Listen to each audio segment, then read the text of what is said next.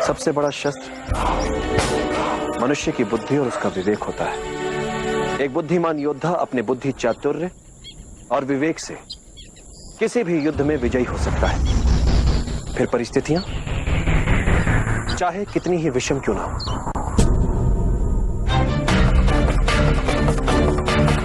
शासन के लिए सभी मनमाने अधिकारों का केंद्र नहीं हो सकता, क्योंकि मेरे विचार से राजा को एक निश्चित समय के लिए शासन मिलना चाहिए, जीवन भर के लिए नहीं।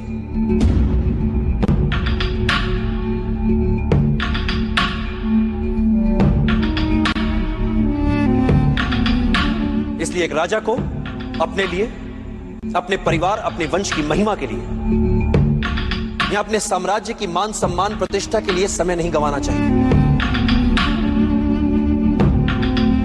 क्योंकि यदि राजा प्रजा की भलाई के लिए कार्य नहीं कर रहा है, प्रजा के जीवन स्तर के विकास के लिए कार्य नहीं कर रहा है, तो प्रजा के लिए क्या उपयोगिता है उसकी?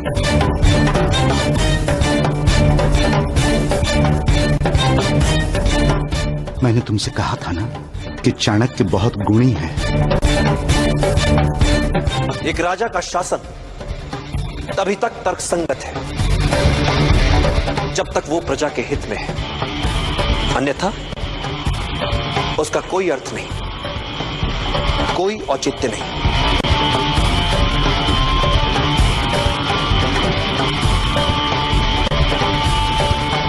तो फिर आपके विचार से एक राजा की सही भूमिका क्या होनी चाहिए?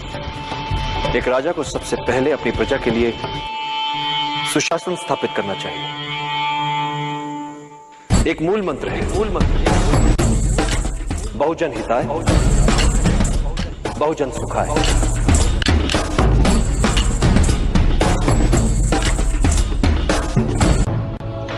किसी भी योद्धा के लिए युद्ध में सबसे महत्वपूर्ण शस्त्र होता है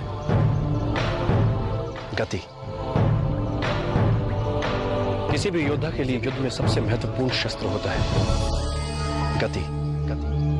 शत्रु की शिथिलता का अपनी गति से लाभ उठाओ, अनपेक्षित शैली अपनाओ, उसके असुरक्षित भाग पर आक्रमण करो।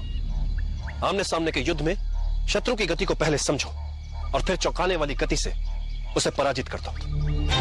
कुछ महत्वपूर्ण बातें और परिस्थितियों के अनुकूल शीघ्रता से ढल जाओ, यही विजय की कुंजी है।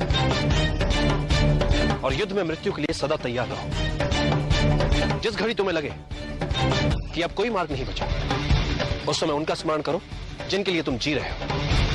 नहीं पाता, मैं जब भी कोई योजना बनाता हूं तो उसकी सफलता को लेकर संशय मेरे मन में भी रहते हैं। मैं योजना की परिकल्पना को अनुभव और अंतर्दृष्टि के साथ सोचे समझे संभावित संकटों का ध्यान रखते हुए कार्य में लाने का प्रयास करता हूं,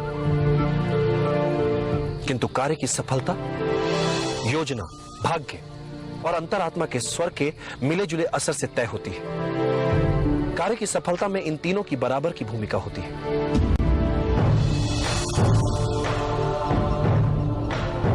सफलता के लिए अर्जुन की तरह हो पाना उचित रहता है, मात्र लक्ष्य की ओर दृष्टि और कहीं नहीं। तो मैं सचमुच आपकी सहायता कर पाऊंगा। एक शिक्षक का महत्व तो समझ नहीं पा रहे, तो इस अभियान में क्या सहायता करोगे मेरी? माना कि एक साहसी योद्धा एक युद्ध जीतकर दिखा सकता है, किंतु एक शिक्षक किसी साधारण जन को उस युद्ध को जीतने के योग्य बना सकता है।